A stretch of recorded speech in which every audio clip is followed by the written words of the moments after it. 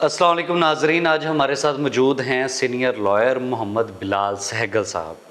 इनके साथ आज बात करने चाह रहे हैं कि जो खाम खा लॉयर्स बन जाते हैं उनके बारे में, और लॉयर जो है वो प्राइवेट बिजनेस कर सकता है या नहीं, ये आपके सामने आज पॉइंट रखेंगे।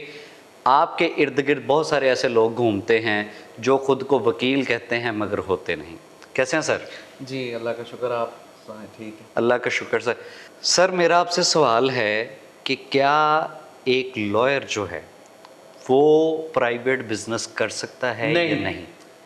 ये आपका बड़ा अच्छा सवाल है। वो नहीं कर सकता क्योंकि हमारा जो legal and practitioner bar council rules हैं हमारे, जिसके मुताबिक हमें जो प्रैक्टिसिंग लॉयर होगा वो सिर्फ प्रैक्टिस कर सकता है, ठीक है।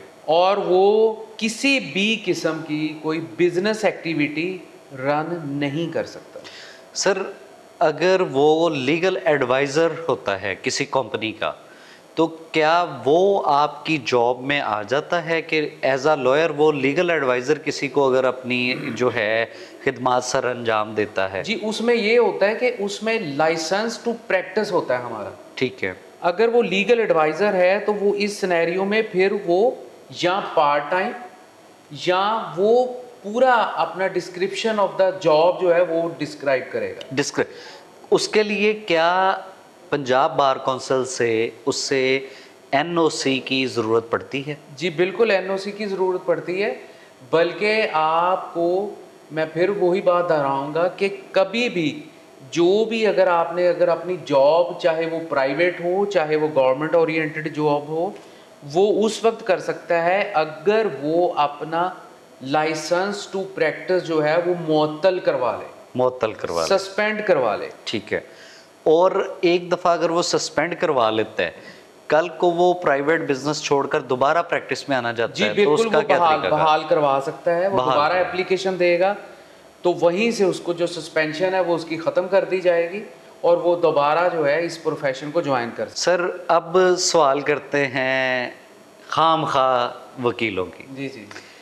आप मुझे ये बताएं कि जो स्टूडेंट्स अभी पढ़ रहे होते हैं, मतलब उनका फर्स्ट सेमेस्टर, सेकंड सेमेस्टर या फर्स्ट ईयर सेकंड ईयर चल रहा है, वो अपने नाम के साथ एडवोकेट लिखवाना शुरू कर देते हैं। और मोस्टली आप व्हाट्सएप पे तो इजीली देख सकते हैं, फेसबुक पे भी उनकी आईडीज़ जो हैं वो एडवोकेट नाम आगे लिखाता है कि एडवोकेट राना फैसल या कोई भी नाम जी आप जी। कह लें। ये ठीक है या गलत है? नहीं जी बिल्कुल, ये इखलाकी तौर पे भी गलत है, पेशा वाराना तौर पे भी गलत है, ये हर लिहाज से गलत है। इसलिए कि जिस चीज़ को, चाहे वो कोई भी प्रोफेशन हो, चाहे वो आपका हो शोबा, हमारा शोबा हो या कोई और शोबा हो, डॉक्टर का शोबा हो, अगर वो किसी भी चीज़ की कंपिटेंसी या एजुकेशन नहीं रखता तो वो उस काम को नहीं कर सकता। नहीं कर सकता।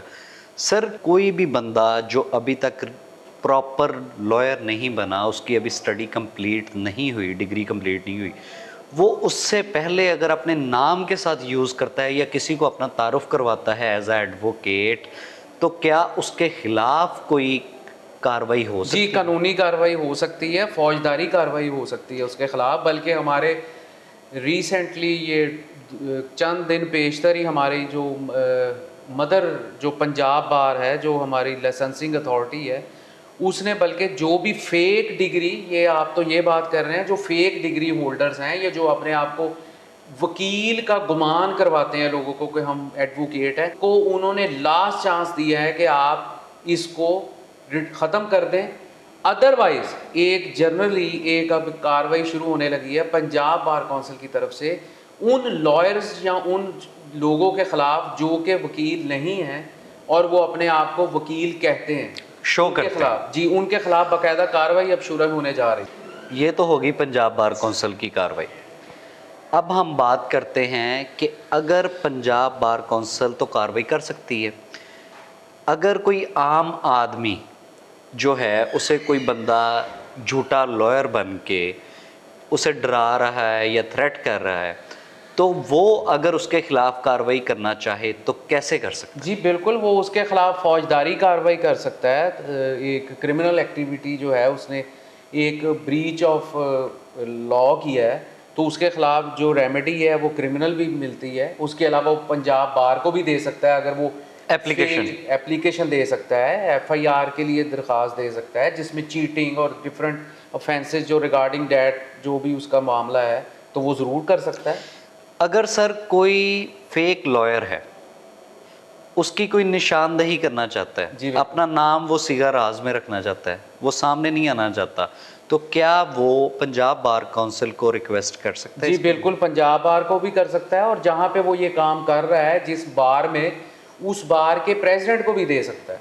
ओके। उस डिस्ट्रिक्ट बार को, तहसील बार को, उसको भी वो एप्लीकेशन दे सकता है कि जी ये वाला एक बंदा है, इसके खिलाफ कार्रवाई की जाए, इसको इस काम से रोका जाए और इसके खिलाफ कार्रवाई की जाए। बल्कि हमने हमारे फैसलाबाद बार की तो ये रवायत रही है कि एक बहुत ज़्यादा एक्शन भी हुआ था और उसमें बाकायदा उनसे अंडरटेकिंग ली गई थी कि आपने अब ये काम नहीं करना, और दूसरा उनकी बार प्रीमिसेस में पाबंदी लगा दी गई थी कि वो एंटर भी नहीं हो सकते। सर ये तो हो गई वो कार्रवाई जो कि बार ने की, उसके खिलाफ कानूनी तौर पे कोई अगर एफआईआर दर्ज हो, कोई केस जो है वो कौन सा बनता है?